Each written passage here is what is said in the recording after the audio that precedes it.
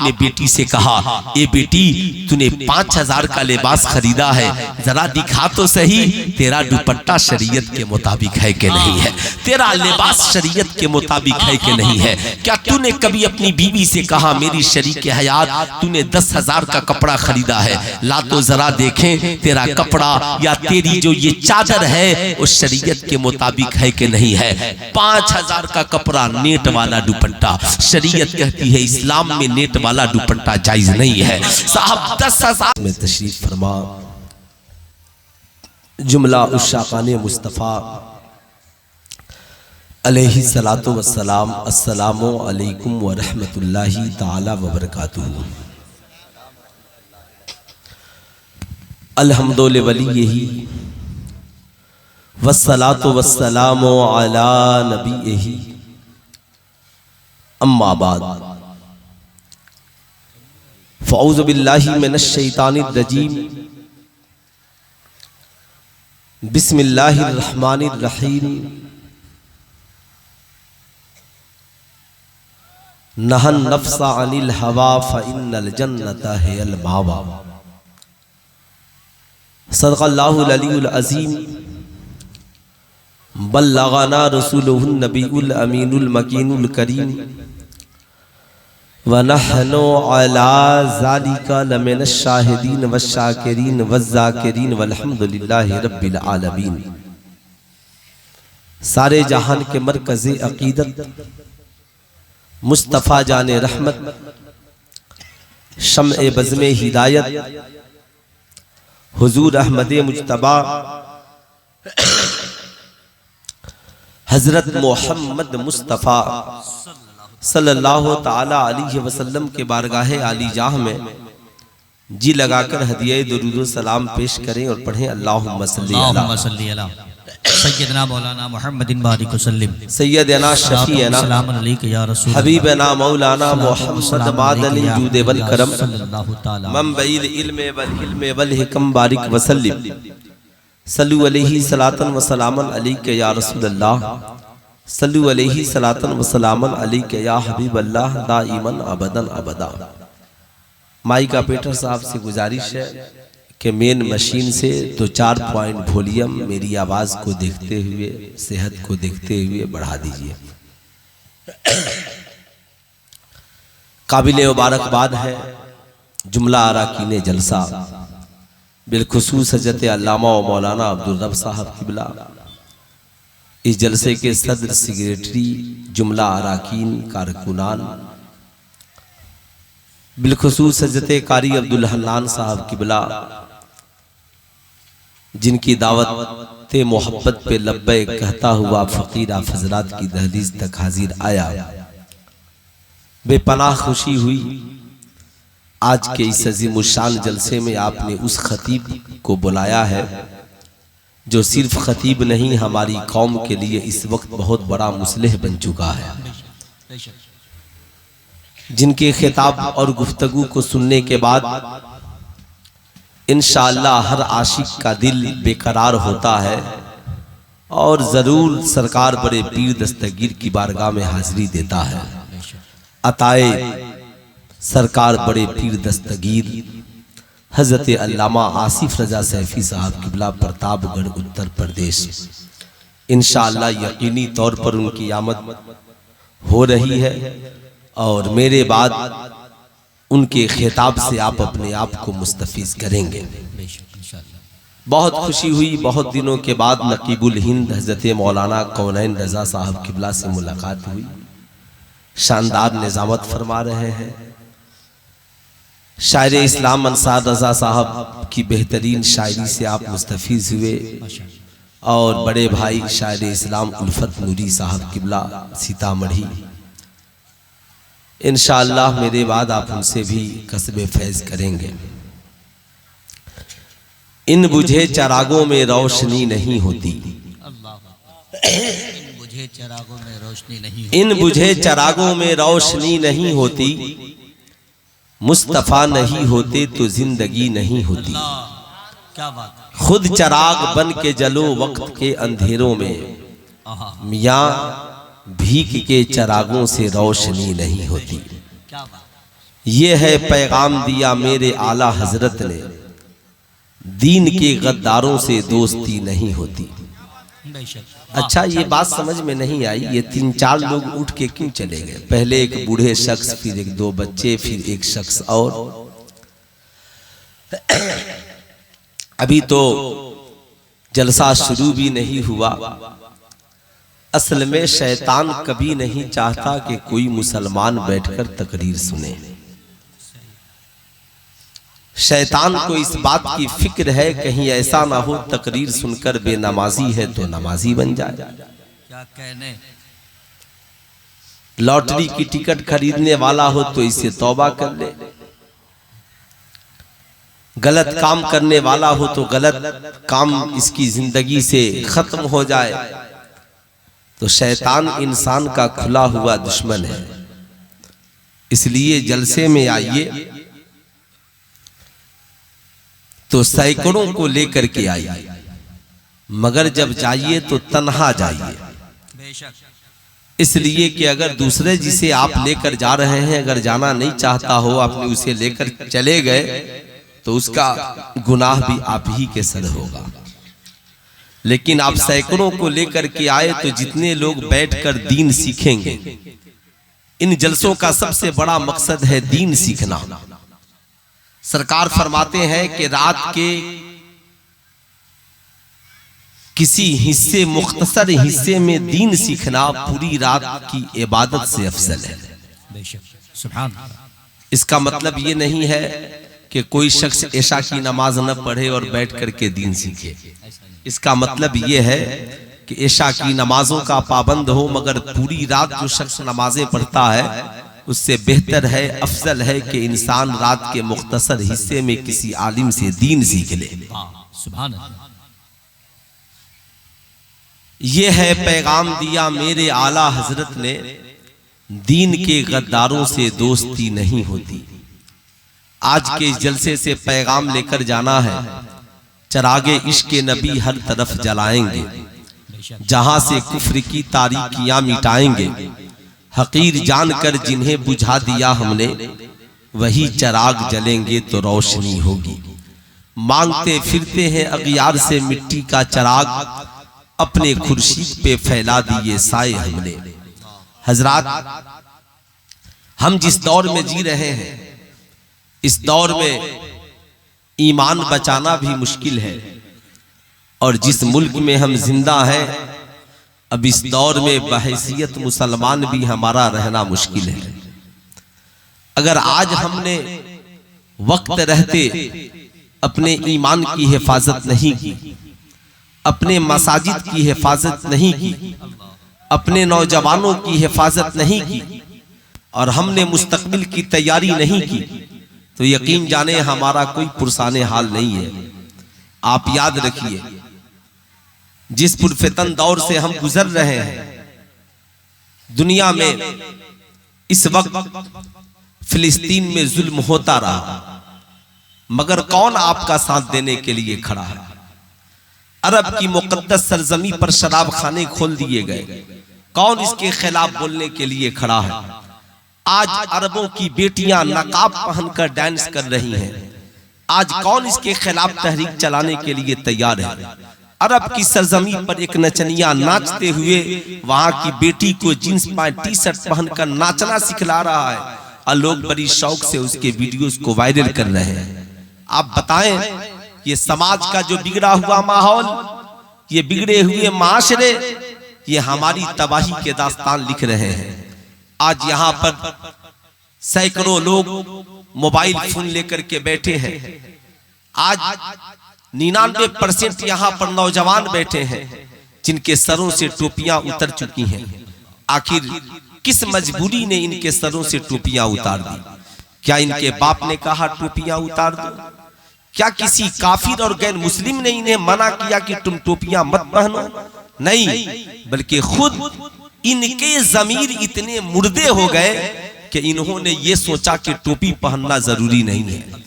कल ये समझेंगे कि निकाह करना भी जरूरी नहीं है, जैसे इस मुल्क की हवा है, लिविंग रिलेशनशिप में जिंदगी गुजारो।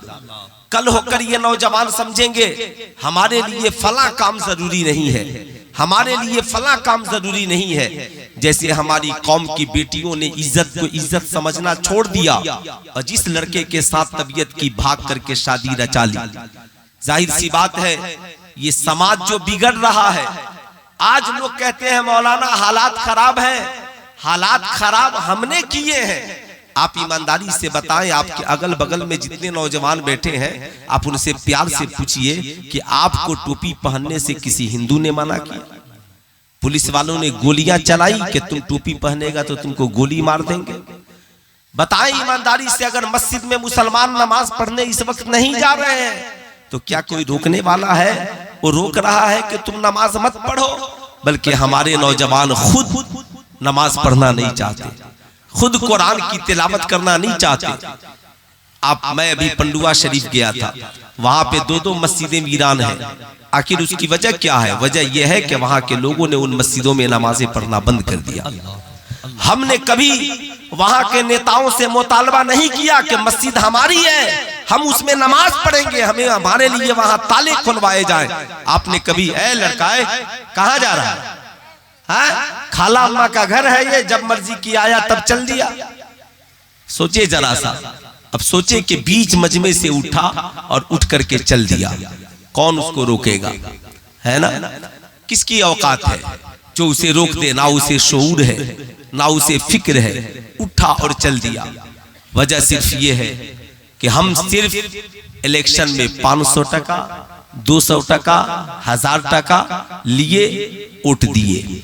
हम कभी ये नहीं सोचते कि जमीनी तौर पर हमारा डिमांड क्या है, जमीनी तौर पर हमारी जरूरत क्या है। आज मुसलमानों के बच्चों की तालीम के लिए कितने एजुकेशन पॉइंट है, आज हमारी बच्चियों की तालीम के लिए कितने एजुकेशन पॉइंट है। संबल की सरजमी पर जिन नौजवानों को गोलियां लगी वो सिर्फ लाइसेंसी हथियारों की आड़ में गोलियां लगी।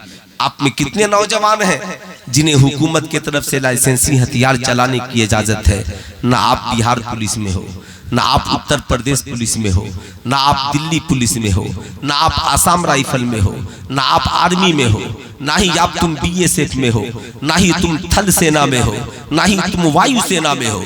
सिर्फ गोरू का गोश्त खाओ और पुलाव खा करके पूरी रात टांग फैलाकर सो, उसके बाद पूरी रात मोबाइल चलाओ। जवान होना तो कहीं जाकर फेरी करना, कहीं पे जाकर के मुर्गा काटना, छोटा मोटा काम करना। क्यों? तुम मैट्रिक पास नहीं करते, तुम इंटर पास नहीं करते, तुम सड़कों पे दौड़ नहीं सकते, तुम्हारे बाजुओं में ताकत नहीं है, तुम्हारे पांव इतने कमजोर हो गए हैं, तुम कायर हो गए हो गोलियां खाने के लिए। क्या तुम सड़कों पे नहीं दौड़ सकते? तुम दौड़ने की प्रैक्टिस नहीं कर सकते? आज कुफारो मुशरिकीन की बस्ती में सुबह को जाओगे, पूरा खानदान उनका सड़क पे दौड़ रहा है, सिर्फ इसलिए कि कहीं बिहार पुलिस की भर्ती होगी तो हम दौड़कर उसमें भर्ती होंगे, सिर्फ इसलिए कि उत्तर प्रदेश की पुलिस में भर्ती होगी तो हम दौड़कर भर्ती होंगे। हमारा नौजवान गोरू का गोश्त खाएगा, उसके बाद पूरी रात मुर्ग मुसल्लम बिरयानी खाएगा, मोबाइल चलाएगा, टांग फैलाकर सोएगा, तो तुम गोलियों से मारे ही जाओगे जब तक कि तुम वहां पे नहीं पहुंचोगे। इसलिए याद रखना, बंद कीजिए इतने साफ ये सारी चीजें, आप अपनी जरूरत को समझिए। क्यों? आपके यहाँ अगर ग्राउंड है बहुत बड़ा तो आप कम से कम एक इस तरीके का वहां पर क्वार्टर बनाइए, या इस तरीके का वहां पर साफ ट्यूशन सेंटर कायम कीजिए कि हमारी कौम के नौजवान भी ज्यादा से ज्यादा पुलिस महकमे में भर्ती हों।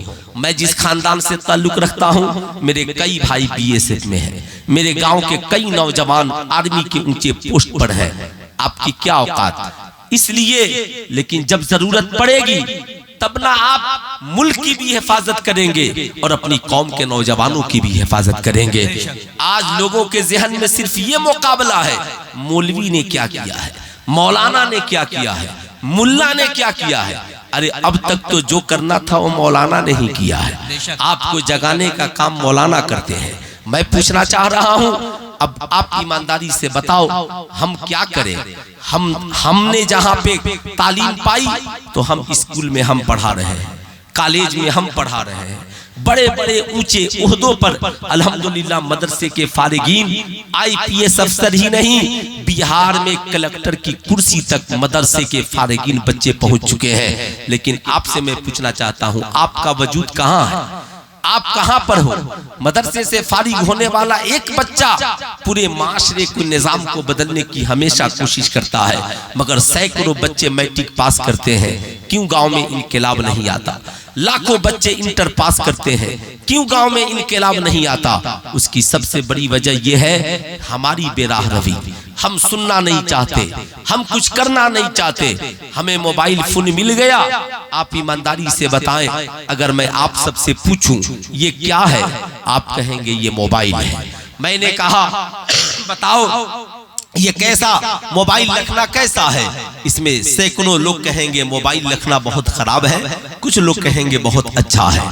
इमाम बुखारी ने बुखारी शरीफ में जितनी हदीसें नकल की, उसमें सबसे पहली हदीस इमाम बुखारी ने जो नकल की वो नियत के हवाले से नकल की। किताबुल तहारत से पहले, किताबुल जिहाद से पहले, किताबुल सलात से पहले, किताबुल साहब उज़िया से पहले, तमामी किताबुल निकाह से पहले, सबसे पहले इमाम बुखारी ने नियत वाली हदीस को जमा किया और लिखा कि अल्लाह के नबी ने इरशाद फरमाया, इन्नमल आमालु बिन्नियात, आमाल के दारो मदार नियत पर है।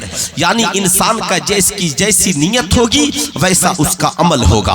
अब एक नौजवान ने मोबाइल फोन खरीदा, नियत ये है मैं विदेश जाऊंगा, परदेश जमाओ जाऊंगा, कमाऊंगा, वहां से माँ की खबरों खैरियत इसी मोबाइल के जरिया पूछूंगा, बीवी की खबरों खैरियत इसी मोबाइल के जरिया पूछूंगा। जब तबीयत घबराएगी तो कुरान खोल, जब तबीयत घबराएगी मोबाइल खोलूंगा, कुरान की तिलावत सुन लूंगा, नबी की नाते सुन लूंगा।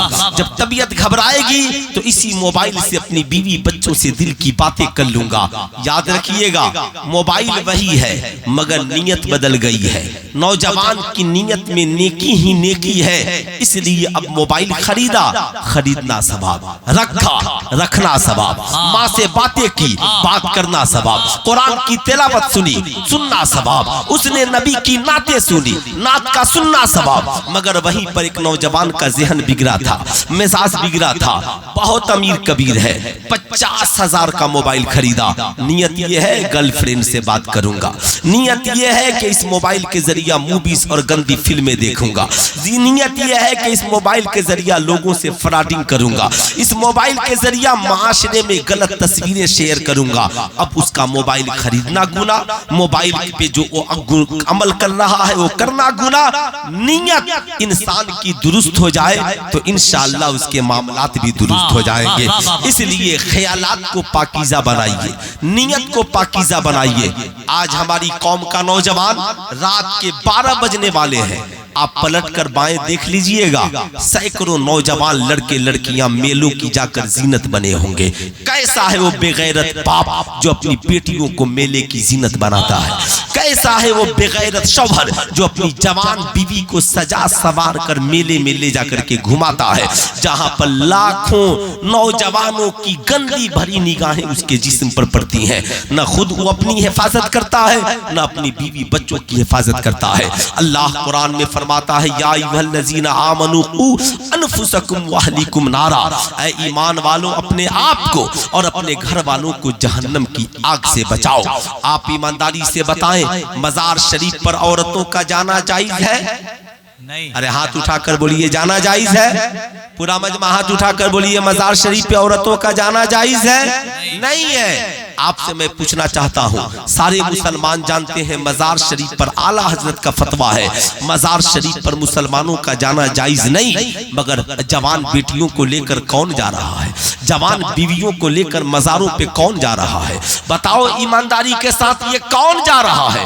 क्या उससे अल्लाह वाले खुश होंगे? क्या हजरत ख्वाजा गरीब नवाज उससे राजी होंगे? क्या बुजुर्गान दीन उस नौजवान से खुश होंगे जो अपनी जवान बीवी को लेकर मजार शरीफ पर गया है?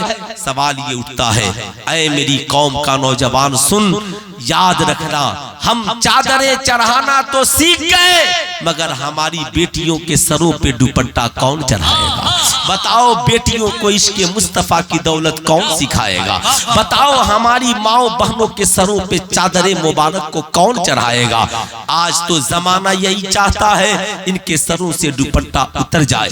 आज आपकी बेटी को पता नहीं है कि उसके लिए कैसा दुपट्टा ओढ़ना शरीयत ने मुकर्रर किया है। लोगों से क्या मतलब? आपसे मैं पूछना चाहता हूँ, 5,000 का कीमती लिबास ईद में अपनी बेटी के लिए खरीदते हो, या बेटी को पैसा देते हो बीवी को अपने पसंद से लिबास खरीद लो, चलो साहब ठीक है, लेकिन कभी आपने बेटी से कहा, ए बेटी तूने 5,000 का लिबास खरीदा है, जरा दिखा तो सही तेरा दुपट्टा शरीयत के मुताबिक है कि नहीं है, तेरा लिबास शरीयत के मुताबिक है कि नहीं है? क्या तूने कभी अपनी बीवी से कहा, मेरी शरीके हयात तूने 10,000 का कपड़ा खरीदा है, ला तो जरा देखें तेरा कपड़ा या तेरी जो ये चादर है वो शरीयत के मुताबिक है कि नहीं है?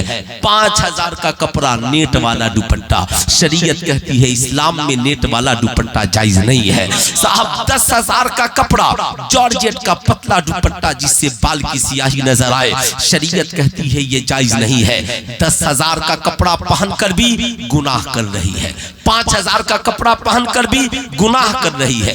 छपरा के एक शायर है मदहोश छपरावी, उनका एक शेर है, इस दौरे तरक्की का चलन देख रहा हूँ, पर्दा है मगर सारा बदन देख रहा हूँ। आज यही तरक्की याफ्ता दौर है, यही इस दौर का मतलब है। याद रखना, सिर्फ हमने अपनी जिंदगी में साहब गोश्त को अहमियत दी, पुलाव को अहमियत दी, अपनी मर्जी को अहमियत दी, और नारा लगता है, नारा मत पूछिए। आज तो इस दौर में यहूदों मुशरिकीन का ये नारा है। यहूद तो यही चाहते हैं मुसलमान भी हमारी तरह हो जाएं, मुसलमानों की बेटियां हमारी तरह हो जाएं। आपसे मैं पूछना चाहता हूं, कुफारों मुशरिकीन की बेटियों में और मुसलमानों की बेटियों में क्या फर्क होना चाहिए? काफिरों की बेटियों के सरों पे दुपट्टा नहीं होता, मुसलमानों की बेटियों के सरों पे दुपट्टा होता है।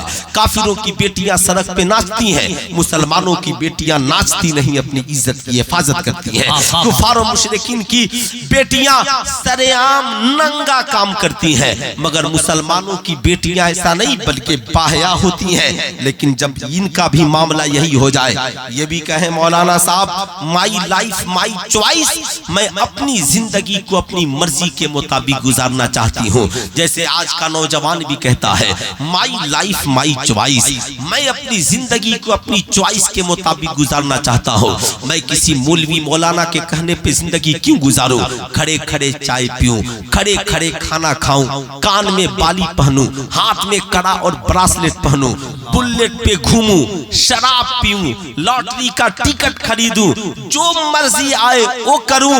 मौलवी साहब आपका क्या जाता, जाइए अपना काम कीजिए। मैं कहना चाहूंगा, ऐ मेरी कौम का नौजवान, ये जो तुझे जवानी मिली है, ये जो तुझे हुस्न जमान मिला है, जरा कभी उसके ऊपर तरस खा और कभी बैठकर उसके बारे में सोच। याद रखना, जिस रब ने तुझे पैदा किया है कल तुझसे तेरी जवानी का हिसाब लेगा। आज हमारी कौम की बेटियां भी कहती हैं मौलाना हमारा जिस्म हमारी मर्जी, हम जॉर्जेट का दुपट्टा ओढ़े, हम नेट का दुपट्टा ओढ़े, हम मेले में घूमे, हम गैरों के साथ भाग जाए, हम किसी के साथ व्हाट्सएप पे चैटिंग करें। मौलवी साहब आपको क्या प्रॉब्लम है? अमेरिका की एक लड़की शॉर्ट वीडियो बनाती है, बनाने के बाद डालती है, चूंकि सोशल मीडिया का जमाना है, लिखती है माई लाइफ माई चॉइस, मैं अपनी जिंदगी को अपनी चॉइस के मुताबिक जी रही हूँ। मैं बाप नहीं रखती। क्यों नहीं रखती? कहा इसलिए कि बाप की बात कौन सुनेगा। मैं माँ नहीं रखती। क्यों नहीं रखती? कहा माँ रखूंगी तो माँ मुझे डांटेगी, इसलिए मैं माँ नहीं रखती। मैं शादी नहीं करती। क्यों? कहा इसलिए कि शौहर की नौकरानी बनकर कौन जिंदा रहेगा। मैं बच्चे पैदा करना नहीं चाहती, मैं माँ बनकर नहीं जीना चाहती, इसलिए कि माँ बनूंगी तो फिर बच्चों की खिदमत करनी पड़ेगी। ये मेरी पर्सनल जिंदगी है। जब चाहूं सोऊं, जब चाहूं जागूं, जब चाहूं खाऊं, नौकरी पर जाऊं, जब चाहूं नाचूं, मैं किसी के नौकर चाकर बनकर के जिंदगी गुजारना नहीं चाहती। उस लड़की के चक्कर में भारत की करोड़ों लड़कियों ने फैसला कर लिया, हम भी अपनी मर्जी की शादी करेंगे, हम भी अपनी मर्जी की जिंदगी गुजारेंगे, हम भी अपनी मर्जी के महल और हवेली में रहेंगे, हम भी अपनी मर्जी की जिंदगी गुजारेंगे। सुल्तान रजा कहना चाहेगा, ये मर्जी तेरी हो सकती है, मगर जरा जिस रब ने तुझे ये हुस्न जमाल दिया है उस रब से भी पूछ ले। जिस मालिक और मौला ने तुझे ये खूबसूरत आंखें दी हैं उस खुदा से भी पूछ ले। जिस रब ने तुझे ये सोचने की सलाहियत दी है जरा उस रब से भी पूछ ले। तू बंदा है या तू बंदी है, तू सोचता है हम अपनी मर्जी से जिंदगी गुजारे, मगर जिस रब ने तुझे और हमें पैदा किया है और रब कहता है लक़द काना लकुम फी रसूलिल्लाहि उस्वतुन हसना, जिंदगी तेरी हो सीरत आमिना के लाल की हो, आंखें तेरी हो हया रसूलुल्लाह की हो, बाजू तेरे हो मगर ताकत मोहम्मदुर रसूलुल्लाह की हो, पाँव तेरे हो चलने का तरीका आमिना का लाल का हो, बेटी तेरी हो सीरत रसूलुल्लाह की बेटी की हो, बीवी तेरी हो सीरत सैयदा खदीजतुल कुबरा की हो, बेटी तेरी हो मगर सीरत इमाम हुसैन की बेटी की हो, ताकि उसकी दुनिया भी हसीन हो जाए और आखिरत भी हसीन। नारे तकबीर, नारे रिसालत, मज़हबे इस्लाम, तालीमाते आला हजरत हजरते अल्लामा मुफ्ती सुल्तान रजा साहिब किबला। नारे तकबीर, नारे रिसालत। बहुत उम्दा। अब इसके लिए हमने तरक्की के लिए सिर्फ मैट्रिक की डिग्री को ही सब कुछ समझ लिया, इंटर की डिग्री को ही सब कुछ समझ लिया। याद रखिएगा, मैं मौलवी हूं मगर स्कूल में टीचर हूं, इसलिए आप याद रखिएगा। आप ये मत सोचिए, मैं कौम की बेटियों से भी कहूंगा, आप ईमानदारी से बताओ, मैं भी पढ़ाता हूं, तुम भी पढ़ती हो या पढ़ते हो, नर्सरी से लेकर PhD तक पूरे भारत में जितने स्कूल में सिलेबस चलते हैं, कोई ऐसा सिलेबस मुझे लाकर दिखाओ जिसमें बताया जाता हो हलाल क्या है, हराम क्या है, अच्छा क्या है, बुरा क्या है, माँ का तेरे ऊपर क्या हक है, भाई का तेरे ऊपर क्या हक है, शौहर का तेरे ऊपर क्या हक है, बीवी का तेरे ऊपर क्या हक है, क्या तेरे लिए खाना हलाल है और क्या तेरे लिए पीना हलाल है। ईमानदारी से बताएं, कोई ऐसी किताब चलाई जाती है? अरे हाथ उठा के बोलो ना, इसमें झूठ क्या है? ऐसी कोई किताब चलती है? पूरा मजमात उठाकर बताइए, ऐसी कोई किताब चलती है? नहीं चलती। पता क्या चला? गौर से मेरी बात सुनिएगा, मैं तालीमात का मुखालिफ नहीं हूँ, याद रखिएगा, वो तालीम मुबाह है। हम मैट्रिक पास हैं, सुभान अल्लाह, हम इंटर पास हैं, सुभान अल्लाह, हम BA पास हैं, सुभान अल्लाह, हम डॉक्टर हैं, सुभान अल्लाह, हम इंजीनियर प्रोफेसर हैं, सुभान अल्लाह, लेकिन मैट्रिक पास उनके पास भी है, इंटर पास उनके पास भी है, BA पास कुफारो मुशरिकीन में भी है, डॉक्टर इंजीनियर कुफारो मुशरिकीन में भी है। फर्क क्या है?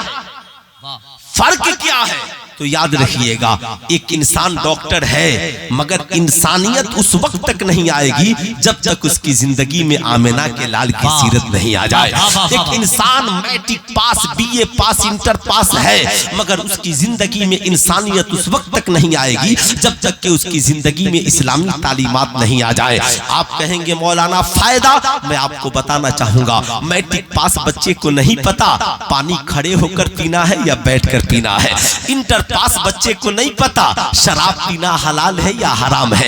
एक डॉक्टर को नहीं पता कि हमारे लिए जहेज मांगना हलाल है या हराम है। यही वजह है डॉक्टर है मगर खड़े खड़े शराब पी रहा है, इंजीनियर है मगर जुआ खेल रहा है, साहब प्रोफेसर है मगर लॉटरी का टिकट खरीद रहा है। याद रखिएगा, इंटर पास है खड़े खड़े पेशाब कर रहा है, मैट्रिक पास लड़की है खड़े खड़े खा रही है, पी रही है। ईमानदारी से बताएं, लेकिन जब उसकी जिंदगी में सरकार की सीरत की तालीम आ जाएगी, आमिना के लाल की सीरत की तालीम आ जाएगी, उसे पता चल जाएगा नहीं इंसान और जानवर में फर्क ये है, जानवर खड़े खड़े खाते पीते हैं और इंसान नबी की सुन्नत के मुताबिक बैठकर खाते पीते हैं।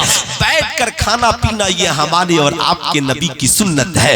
याद रखिएगा, हजरत सलमान फारसी एक दावत में पहुंचे, साहब दस्तरखान बिछा, होता है, रोटी के कुछ टुकड़े दस्तरखान पे गिर गए। हजरत सलमान फारसी ने उन टुकड़ों को उठा लिया। बगल के एक शख्स ने कहा, ओ साहब आपने तो रोटियों के टुकड़े उठा लिए, वो नहीं देखते यहूदी आपका मजाक उड़ा रहे हैं। अल्लाह अल्लाह, हजरत सलमान फारसी का जवाब सुनो। जवाब देते हैं, ओ मेरे दोस्त रहने दे। कौन हंसा?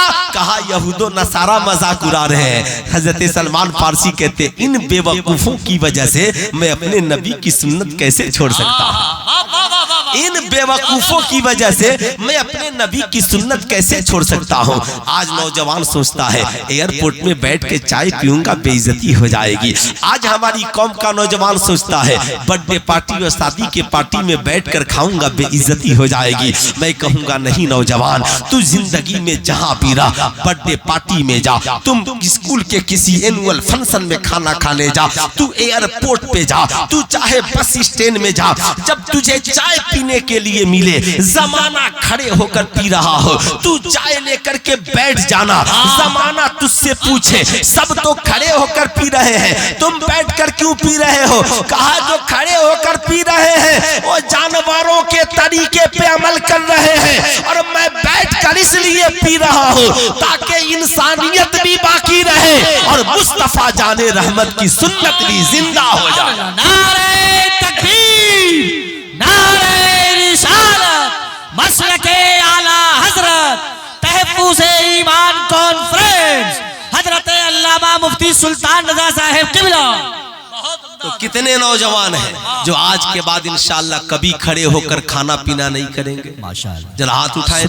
कितने नौजवान हैं माशाअल्लाह। मैं देखता हूं कि जलसों में भी आपका हाल बुरा है। उधर चाय पीने के लिए नौजवान जलसे से जाते हैं, खड़े खड़े चाय पी रहे हैं। और मैं अपनी कौम की बेटियों से भी कहूंगा, तुम कॉलेज में पढ़ने जाती हो, स्कूल में पढ़ने जाती हो, क्यों खड़े होकर चाय पीती हो? क्यों मेले में खड़े होकर गुलगप्पा खाती हो? क्यों खड़े होकर के तुम छोले खाती हो? क्यों नहीं ले जाकर के घर पर अदब से दस्तरखान पे बैठकर अपनी माँ के साथ खाती हो, अपनी बहन के साथ खाती हो? मैं आपसे कहना चाहूंगा, सुनिएगा साहब, ये तहजीबो तमद्दुन का फर्क है। उम्मुल मोमिनीन सैयदा आयशा सिद्दीका को कौन नहीं जानता? ये कौन है सैयदा आयशा सिद्दीका? अबू बकर सिद्दीक की बेटी है, सरकारे मदीना सल्लल्लाहु की प्यारी ज़ौजा है, हम मोमिनों की प्यारी माँ है।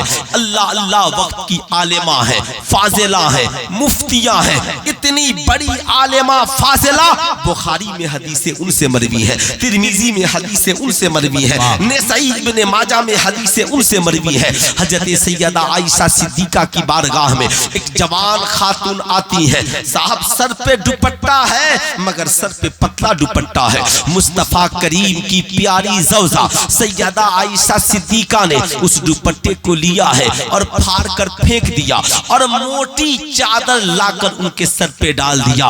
कहा, वो बेटी, इस्लाम का दुपट्टा वो नहीं जो तूने ओढ़ा है, इस्लाम का दुपट्टा ये है जिसे मैंने ओढ़ा दिया, मैंने ओढ़ा दिया है। अल्लाह अकबर। जरा सीने पे हाथ रख करके तसव्वुर करें कि आज हमारे समाज में क्या हो गया, आज हमारे माशरे में क्या हो गया। एक बूढ़े बाप ने अपनी जवान बेटी से कहा, ए मेरी बेटी, तुम पढ़ने के लिए जा रही हो, मगर जिंदगी में याद रखना, सारी दुनिया की डिग्रियां एक तरफ, अल हयाउ शुबतुम मिनल ईमान, हया ईमान का हिस्सा है। बेटी, हया की आबरू को लूटने न देना, अपनी हया की हिफाजत करना, आंखों को बाहया बनाना, अपनी जिंदगी को बाहया बनाना। अल्लाहु अकबर। जरा सीने पे हाथ रखकर सोचे। बाप ने कहा, ए बेटी, तुझे नहीं पता काबा दुनिया का सबसे मुकद्दस घर है। अल्लाह ने काबे पे गिलाफ चढ़ा दिया है। कुरान सबसे मुकद्दस किताब है। अल्लाह ने कुरान अजीम पे गिलाफ चढ़ा दिया है। ए बेटी, तुझे नहीं पता अल्लाह वाले मुकद्दस है। अल्लाह ने अल्लाह वालों के मज़ारों पे चादरें चढ़वा दी है। ए बेटी, इस्लाम की बेटियां भी मुकद्दस है, इसलिए अल्लाह ने उनके सरों पे भी चादरें चढ़ा दी है। अच्छा, एक बात समझ में नहीं आ रही है। मैं तकरीबन आधे घंटे से तकरीर कर रहा हूं, कुछ बूढ़े भी उठे चले गए, कुछ नौजवान भी उठे चले गए। आखिर कोई मिजाज है कि नहीं है? मैं तकरीर खत्म कर दूं या आप लोग सुनेंगे? सुनेंगे? जितने लोगों को जाना है, मैं 1 मिनट का वक्त देता हूं, खुदा के वास्ते उठकर चले जाइए और नहीं तो मैं आपसे कहता हूं कि आप इत्मीनान से बैठे रहिए, इत्मीनान से तशरीफ रखिए। कितने लोग बैठ करके सुनेंगे?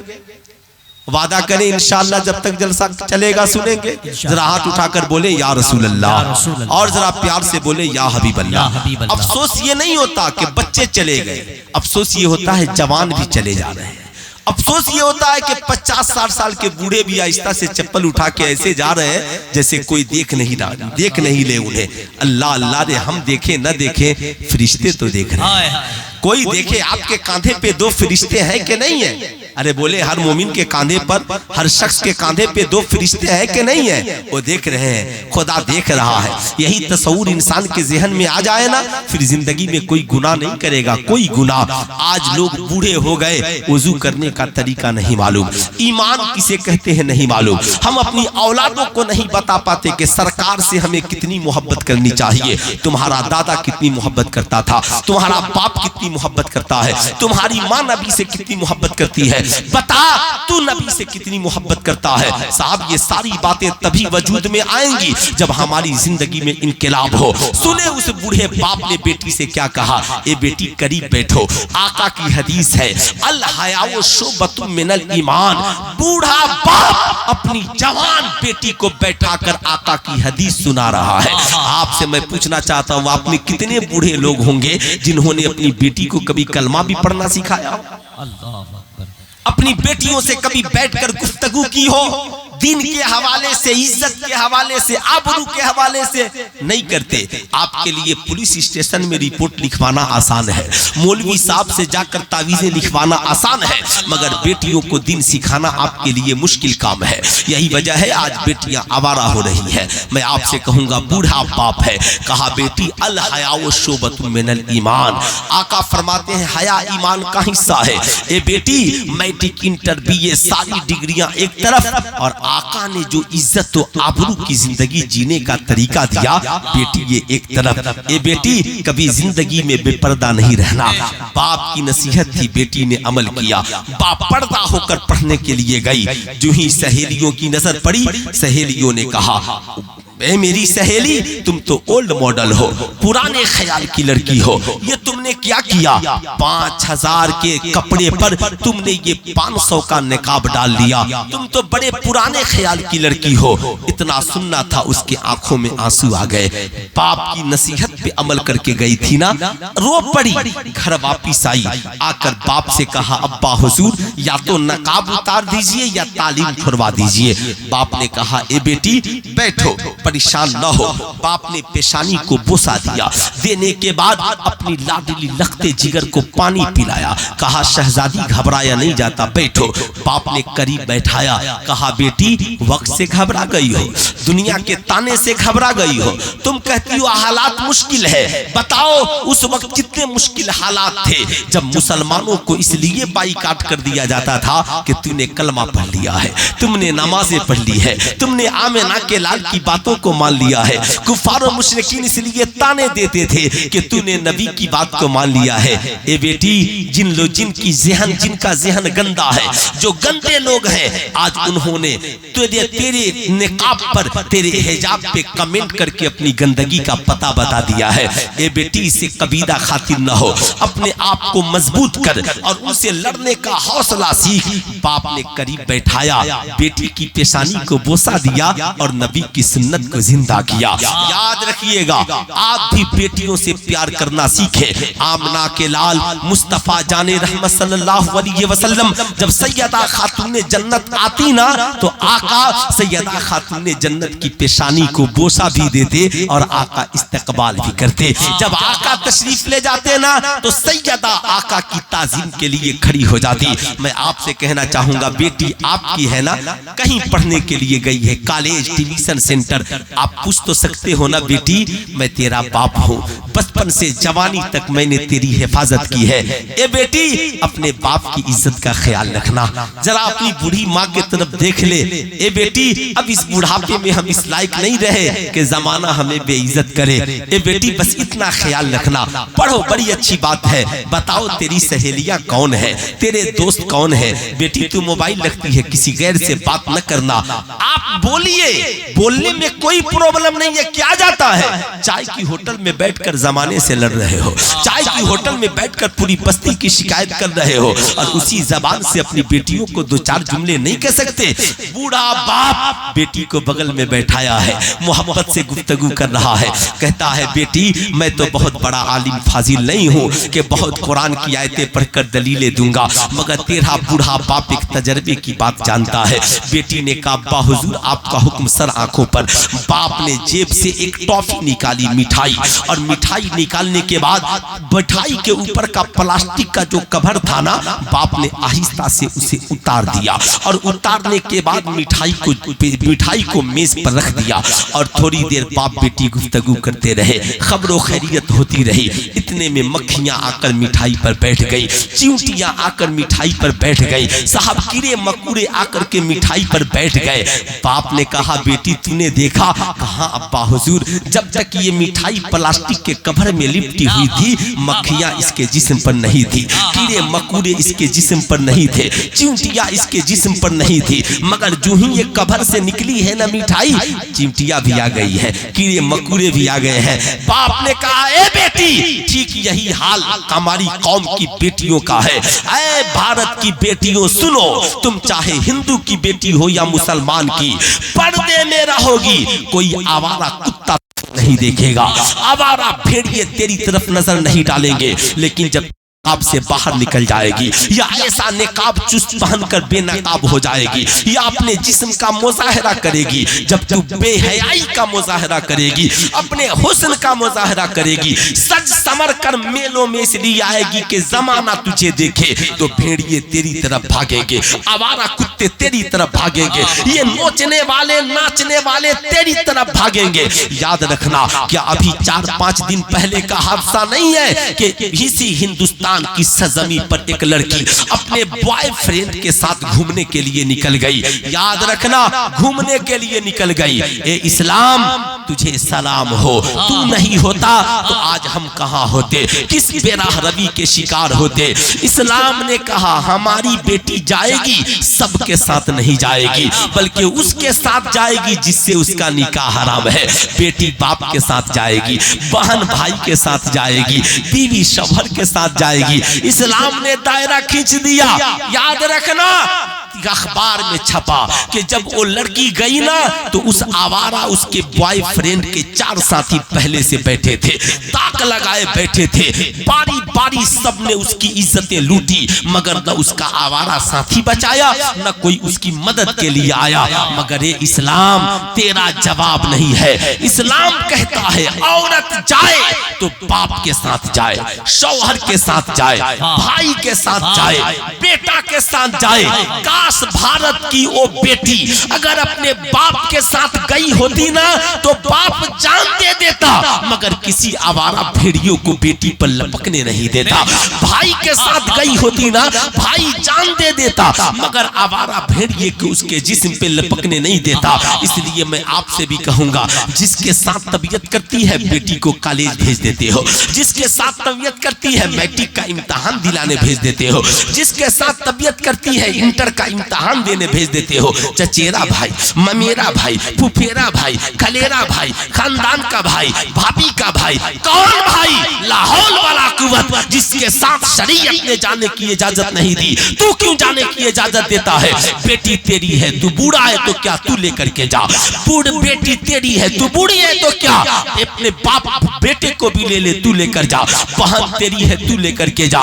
याद रखना करोड़ों तालीम बेकार है जब हमारी बेटी की इज्जत तो आबरू सलामत नहीं हो। याद रखिएगा, अगर आपने ऐसा नहीं किया, अभी मैट्रिक का इम्तिहान आने वाला है, अभी इंटर का इम्तिहान आने वाला है, आप देखिएगा जिसके साथ तबीयत की ये बूढ़ा बाप भेज देता है, आप भेज देते हो। खुदारा ऐसा न करो, अपनी बेटियों को दीन सिखाओ, दीन खुद भी दीन सीखो, उनकी इज्जत और आबरू की हिफाजत करो। याद रखना, याद रखना साहब, जब उस बूढ़े बाप ने अपनी बेटी को ये बातें बताई ना, बेटी मुस्कुरा पड़ी, कहे पर बोल पड़ी, अब्बा हुजूर अब टेंशन नहीं ले, मैं पढ़ूंगी भी, जवाब भी दूंगी, कॉलेज में नंबर 1 पोजीशन भी हासिल करूंगी और इसी हिजाब मॉडल बन करके हासिल करूंगी और मैं अपनी सहेलियों को कल जवाब दूंगी। बेटी कल पहुंचती है, जो ही कॉलेज पहुंची है सारी सहेलियां जमा हो गई। इसने कहा देखो सबका मैं अकेले अकेले रोजाना जवाब नहीं दूंगी, आज मैं फैसला करके रहूंगी कि ओल्ड मॉडल हूं मैं, पुराने ख्याल की लड़की हूं मैं, सैयदा खातून जन्नत की सुन्नत पे अमल करने वाली हूं मैं, नमाज पढ़ती हूं मैं, कुरान पढ़ती हूं मैं, बाहिजाब रहती हूं मैं, सिर्फ इसलिए आ गई हूं ताकि समाज हमें नीचा न दिखा सके, मैं पढ़ने आ गई हूं। ये बताओ तुम्हारा न्यू फैशन कहाँ है? सारी सहेलियां जमा हो गई। अब इसने कहा आओ तुम्हारा न्यू फैशन का जायजा लेते हैं। इसने देखा एक सहेली है जींस फटा हुआ है, कहा ये तेरा जींस जो फटा है और अपना रान जो गैरों को दिखा रही हो, यही तुम्हारा न्यू फैशन है। ये तुम्हारा चुस्त और छोटा सा टी शर्ट जिसे पहनने के बाद पेट और कमर दिख रहा है, क्या यही तुम्हारा न्यू फैशन है? ये छोटा और तंग लिबास जिसे पहनने के बाद तेरे बाजू और तेरे सीने की बनावट नजर आ रही है, बता यही तेरा न्यू फैशन है? उसने कहा लानत हो तुम्हारे न्यू फैशन पर। ओ मेरी सहेलियों सुनो, ये जींस फाड़ कर, ये चुस्त लिबास पहनकर और ये छोटा लिबास पहनकर अपना जिस्म गैरों को दिखाना, ये न्यू फैशन तुझे मुबारक हो। और फटे हुए दुपट्टे में 72 पेबंद लगाकर अपने जुल्फों की सियाही की हिफाजत करना, सैयदा खातून जन्नत की सुन्नत हमें मुबारक। सुभान अल्लाह, सुभान अल्लाह, हमें मुबारक। बताएं कितने लोग हैं जो अपनी बेटियों को इसकी तालीम देंगे? कितने? सिर्फ नौजवान नहीं, बूढ़े हाथ उठाए। कितने बूढ़े लोग हैं जो अपनी बेटियों को इसकी तालीम देंगे? है कोई नौजवान जो मजमे में खड़े होकर अपनी माँ बहन बहू बेटियों की इज्जत के हवाले से एक नारा बुलंद करे? है ना? अल्लाह, इतना नारे तकबीर, नारे रिसालत, मजहबे इस्लाम, मसलके आला हजरत, तहफ्फुज़े ईमान कॉन्फ्रेंस, हजरत अल्लामा मुफ्ती सुल्तान रज़ा साहिब किबला, नारे तकबीर, नारे रिसालत। मैं आपसे कहना चाहूंगा, बताओ ईमानदारी से, बेटियों के सरों पे दुपट्टा होना चाहिए कि नहीं होना चाहिए? अच्छा, माशाअल्लाह माशाअल्लाह, बताइए होना चाहिए कि नहीं होना चाहिए? कितने लोग इस सपोर्ट में है कि बेटियों के सरों पे दुपट्टा होना चाहिए? जरा पूरा मजमा हाथ उठा कर बताएं। सब चाहते हैं ना? माशाअल्लाह माशाअल्लाह, हम सब चाहते हैं। इसलिए मैं आपसे कहूंगा इसकी शुरुआत हम अपने घर से करें, मोहब्बत के साथ करें। और नौजवान लड़कों से भी कहूंगा, खुदारा ये आपके सरों से जो टोपियां उतर गई हैं ना, इंशाअल्लाह आइंदा किसी दीनी प्रोग्राम में ये सर पे टोपियां रहेंगी ना? इंशाअल्लाह। अरे हाथ उठाकर बोले सारे नौजवान, इंशाअल्लाह रहेंगी ना सर पे टोपियां? ना उतारो ऐ मेरी कौम का नौजवान। अब कितना जलील होंगे हम, कितना रुसवा होंगे हम। क्या ये मॉडर्न जमाने की तालीम नहीं देख रहे? आज जमाना हमारा इम्तिहान ले रहा है कि देखते हैं मुसलमान कितने अपने नबी से मोहब्बत करते हैं। आज जमाना हमारा इम्तिहान ले रहा है कि कितने नौजवान अपनी मस्जिदों से प्यार करते हैं।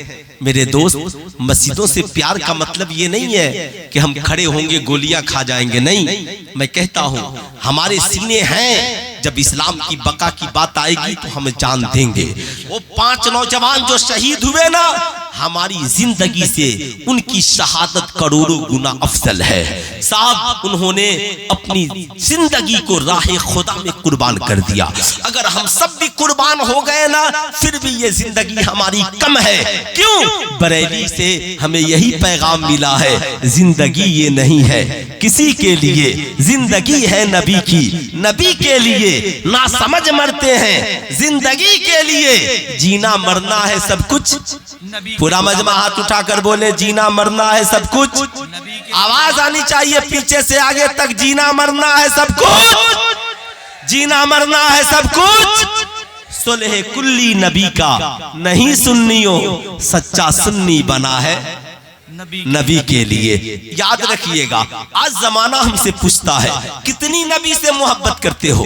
कोई बदअकीदा क्या बताएगा कितनी नबी से मोहब्बत करता है? जिसने किताबों में गुस्ताखियां की हो, जिसने अपनी तहरीरों में गुस्ताखियां की हो, जिन्होंने अपनी मजलिसों में गुस्ताखियां की हो। बताओ तारिक मसूद जैसा कठमुल्ला क्या बताएगा हम नबी से कितनी मोहब्बत करते हैं, जिसे कुरान के ग्रामर में माज़अल्लाह गलती नजर आती हो। याद रखना, मोहब्बत तो हमने की है।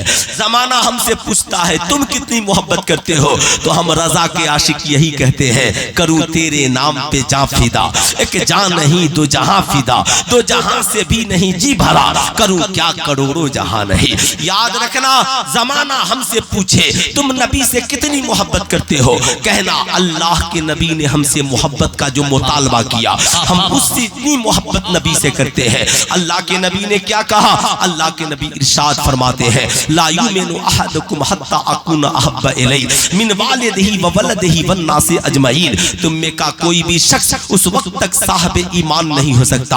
या रसूल अल्लाह कब तक? आका फरमाते हैं जब तक अपनी जान से ज्यादा, अपनी औलाद से ज्यादा, अपनी माँ से ज्यादा, अपने बाप से ज्यादा, सारी दुनिया के इंसानों से ज्यादा मुस्तफा जाने रहमत से प्यार करने वाला ना, प्यार करने वाला ना हो जाए तब तक साहब आप याद रखिए। अच्छा ये बताइए, आप लोग मेरी तरफ देखिए, है ना, कुछ बूढ़े लोग उठ करके जा रहे हैं तो सारे की निगाहें उन्हीं के तरफ है कि आखिर ये चचा लोगों को इस रात में जाने की जरूरत क्या पड़ गई।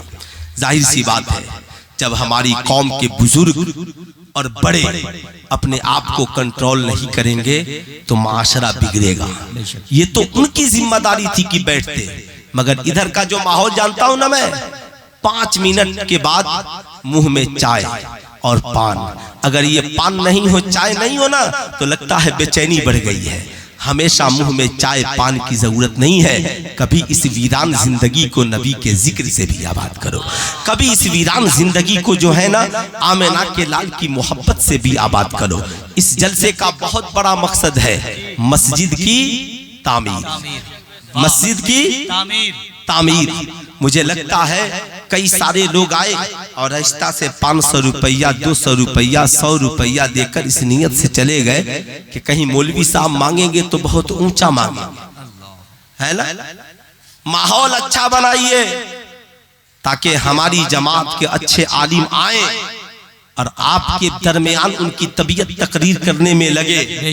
आप ईमानदारी से बताइए, ठीक है बेटा, मस्जिद किसका घर है? अल्लाह का। हाथ उठाकर बोले किसका घर है? अल्लाह का। जोर से बोले किसका घर है? अल्लाह का। हमें किसने पैदा किया? अल्लाह ने। जोर से बोल दे। ये आंखें किसने दी? अल्लाह ने। ये बाजू किसने दिए? अल्लाह ने। हमें मालो जर से किसने नवाजा? अल्लाह ने। बताएं जमीन किसने बनाई? अल्लाह ने। आसमान किसने बनाए? अल्लाह ने। अल्लाह मालिको मुख्तार है, वो किसी का मोहताज नहीं है। अगर वो खुदा चाह दे तो हर बस्ती में एक एक मस्जिद उतार दे, बेशक। मगर वो रब आजमाता है कि देखूं मेरे बंदे जिन्हें मैंने बनाया, आंखें खूबसूरत दी, खानदान खूबसूरत, माँ खूबसूरत, बाप खूबसूरत, माल खूबसूरत, दौलत खूबसूरत, नौकरी खूबसूरत, क्या बात है, वाह वाह वाह, मकान खूबसूरत। जितने हम लोग बैठे हैं सबके पास अलग अलग मकान है कि नहीं है? अरे हाथ उठाकर बोलिए, अलग अलग मकान है कि नहीं है? सबके पास मकान है ना। सब अपनी अपनी बिल्डिंगें बनाते हैं ना। खुदा भी चाहे तो मस्जिदें बना दे, मगर रब आजमाता है।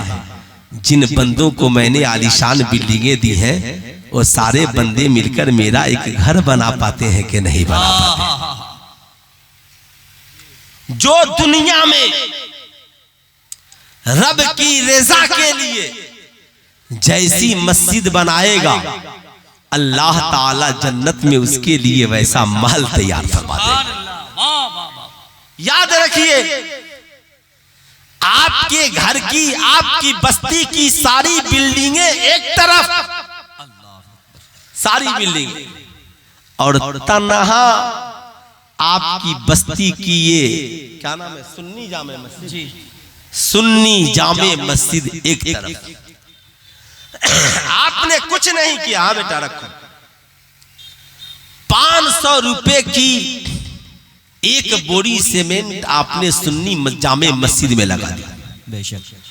और आप पूरी जिंदगी की कमाई अपने घर वालों में लगाते रहे, तो जब जब नमाज होगी तब तब आपको सवाब मिलेगा कि नहीं मिलेगा? बेशक। अरे हाथ उठाकर बोले मिलेगा कि नहीं मिलेगा जी। अब साहब जब तक मस्जिद बाकी तब तक सवाब मिलता रहा। दिन भर में 5 बार सवाब, 500 सुन्नी जामे मस्जिद में लगी, दिन भर में 5 बार सवाब, और 50,000 दोस्तों में लगा दिए, कोई सवाब नहीं। सवाब नहीं। अल्लाह अकबर। पूरी जिंदगी की कमाई खानदान में लगा दिए, कोई सवाब नहीं। मरकर कब्र में चले गए, हम कब्र में हैं, मगर 1100 रुपए 2100 रुपए हमने मस्जिद में लगाए थे। अब साहब नमाजियों की एक सफ बनवा दी। अब जब तक नमाज होती रही, 5 वक्त कब्र में हमारे पास फरिश्ते खुदा का नूर लेकर उतरते थे। सुभान अल्लाह, सुभान अल्लाह। मैदाने महशर कायम हुआ तो जितनी बिल्डिंगें हैं कोई मैदाने महशर में नहीं जाएंगी। क्या बात। और मस्जिदों को हुक्म होगा, मस्जिदों उठो और जन्नत में चली जाओ। वाह वाह वाह। जन्नत में मस्जिदें कहेंगी मौला हम जन्नत में चले जाएं, मगर हमारे बनाने वाले जन्नत में कब जाएंगे? कब जाएंगे? अल्लाह अकबर। सुने, रब फरमाएगा मस्जिदों तुम भी जन्नत में चली जाओ, और जिन्होंने तुझे बनाया उन्हें भी जन्नत में लेकर चले जाओ, और जिन्होंने तुझे सजदों से आबाद किया उन्हें भी जन्नत में लेकर चले जाओ। आजकल नौजवान ये समझते हैं मैं जो कमाता हूं ये सब मेरा है, या हमारी पढ़ी लिखी बीवियां समझती हैं मेरा शौहर जो कमाता है ये सब मेरा है। बोलिए गलत बोल रहा हूं तो? मगर एक नौजवान सरकार की बारगाह में हाजिर हुआ, अर्ज गुजार हुआ आका मर्द के ऊपर पहला हक किसका है? सरकार ने फरमाया तुम्हारी माँ का। बोल दे सुभान अल्लाह। मर्द के ऊपर पहला हक किसका है? हमारी। पूरा मजमा हाथ उठाकर जोर से बोले हमारी माँ का। ठहर गए, दूसरी बार पूछा आका अब किसका? कहा तुम्हारी माँ का। फिर ठहर गए, पूछा अब किसका? कहा आका तुम्हारा। आका ने फरमाया तुम्हारी माँ का। चौथी बार पूछा आका जी अब किसका? आका ने कहा तुम्हारे बाप का। आला हजरत से पूछा गया हुजूर मर्द कमाए तो क्या करे? आला हजरत ने फरमाया मर्द 100 रुपए कमाए तो 75 माँ को दे दे और 25 बाप को दे दे। इसलिए कि हुजूर ने 3 बार माँ का जिक्र किया और 1 बार बाप का जिक्र किया। पूछा गया हुजूर आला हजरत से माँ का रुतबा बड़ा है या बाप का? आला हजरत फरमाते हैं मोहब्बत माँ से ज्यादा करो और अदब बाप का ज्यादा करो, इसलिए कि बाप तेरा भी हाकिम है तुम्हारी माँ का भी हाकिम है। आज मैं पूछना चाहता हूँ, आए मेरी कौम के नौजवानों बताओ, जिस माँ का हक हमारी जिंदगी में इस कदर है, जिस बाप का हक हमारी जिंदगी में इस कदर है, आज हमने उस माँ को कितने पैसे दिए? आज कितने नौजवान अपनी कमाई माँ के हवाले करते हैं, या कितने नौजवान अपनी कमाई में से माँ को हिस्सा देते हैं? आज यही वजह है आज हम डॉक्टर बनकर, इंजीनियर बनकर, प्रोफेसर बनकर, आलिम मौलाना बनकर भी हम जिंदगी में कामयाब नहीं है। उसकी सबसे बड़ी वजह यह है हमारी कमाई में हमारी माँ का हिस्सा नहीं है। हमने अपनी जिंदगी में माँ को तरजीह देना बंद कर दिया। बड़ा अफसोस होता है जब रमजान का महीना आता है और बूढ़ी माँ फोन लगाती है, कहती है मेरे लाल तेरे अब्बा की दवाइयाँ लेनी है, ईद आने वाली है, मेरे मुझे कपड़े बनवाने हैं, तेरी एक बहन भी गरीब है कुछ पैसा भेज दे। या आज का नौजवान कहता अम्मा फोन रख दे, अपने बीवी बच्चों से बचेगा तब न भेजेंगे। सुल्तान रजा कहना चाहेगा किस मुंह से तू कहता है कि अपने बीवी बच्चों से बचेगा तब न हम भेजेंगे? मैं पूछना चाहता हूँ बताओ ईमानदारी से, क्या अल्लाह ने कुरान में नहीं कहा कुरान में नहीं कहा रब्बिरहमहुमा कमा रब्बयानी सगीरा।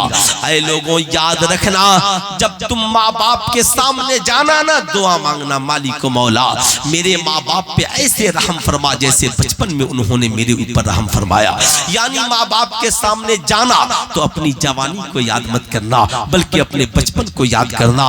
तेरी माँ ने तुझसे मोहब्बत बचपन में कैसे की, तेरे बाप ने बचपन में तुझसे कैसे प्यार किया।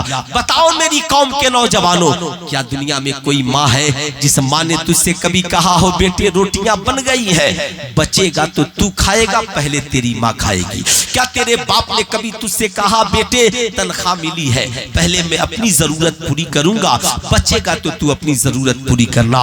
नहीं, बल्कि बूढ़ी माँ ने तो खाना बनाकर कहा था लाल पहले तू खा ले, बचेगा तो माँ खा लेगी। तेरे बाप ने मेहनत की कमाई की, खुद फटी लुंगी पहनकर घूमता रहा, मगर तेरे लिए स्कूल ड्रेस बनाए, तेरे लिए किताबें खरीदी, तेरे लिए ट्यूशन सेंटर का इंतजाम किया।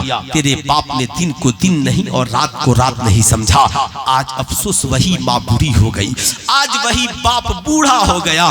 तो आज का नौजवान बाप चाय की होटल में मोहताज है, माँ दवा की 2 घूंट के लिए मोहताज है। सुल्तान रजा कहना चाहेगा नहीं, याद रखना सारे दोस्तों को तेरी कमाई नसीब होती है, तेरी बीवी बच्चों को तेरी कमाई नसीब होती है, मगर जब तू माँ से कहता है ना अम्मा फोन रख दे बचेगा तो मैं तुझे भेजूंगा, माँ का कलेजा फट जाता है, आंखों में आंसुओं के कतरे आ जाते हैं। जब माँ रो देगी ना तो तेरा वजूद बिखर जाएगा। इसलिए मेरी कौम का नौजवान आज के जलसे से पैगाम लेकर जा कि आज के बाद दिल्ली मुंबई कलकत्ता कहीं रहना, कमाना तो पहला फोन अपनी बूढ़ी माँ को करना, अम्मा मुझे तनख्वाह मिली है, बोल तुझे कितने पैसे चाहिए। जानते हो क्यों?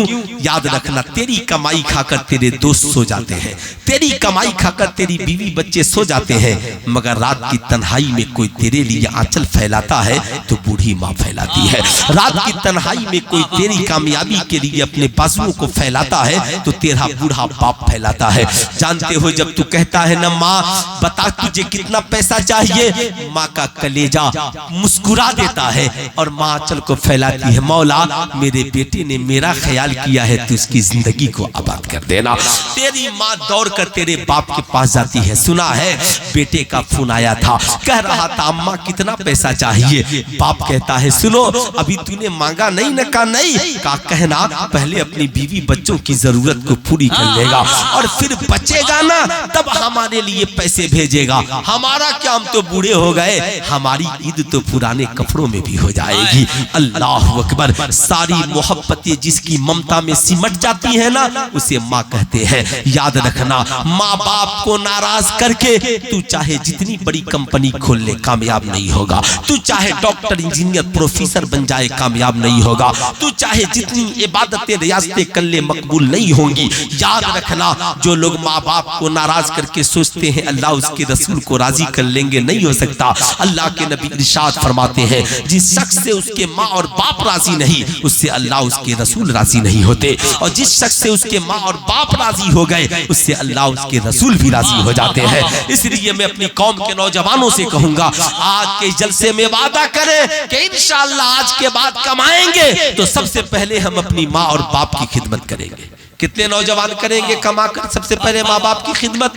मैं चाहता हूँ कि आज सबसे पहली खिदमत माँ बाप के लिए ये करें कि सुन्नी जामे मस्जिद के लिए है कोई नौजवान जो अपनी प्यारी माँ के नाम पर वालिद के नाम पे 2100 रुपया सुन्नी जामे मस्जिद के लिए देने को तैयार हो जाए। देखना है कौन पहला है बाबू, है भागना मत, बैठो इत्मीनान के साथ।